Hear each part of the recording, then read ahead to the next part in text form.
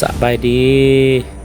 เมื่อนี้เฮามารีวิวเขียงเนาะพอเห็นลูกค้าถามมาหลายเขียงซับหมูปิ่นมาได้ใส่คืองามแท้ลายงามแท้เนาะ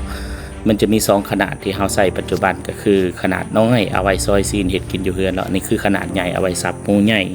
เนาะหน้าใหญ่เลยนี่นะเป็นเขียงไม่ซักเด้อทุกคนเด้อเพราะว่าทางเฮาเองก็ได้มาจากสินค้าผลิตภัณฑ์ลาวแบรนด์ดังในลาวเด้อเพราะเขียงของเพิ่นนี่เฮ็ดออกมาส่งออกต่างประเทศเบิดได้นี่นะอันนี้คือเฮาจะเริ่มมาเบิ่งตอนซื้อเขียงมาใหม่ๆเนาะเฮาจะแกะกล่องจังใดนี่บักใหญ่เลยเนาะตัวนี้ล้านปลายพุ่นเด้อราคาเด้อแล้วรายละเอียดเฮาจะฝากเพจเพิ่นอยู่ทาง TikTok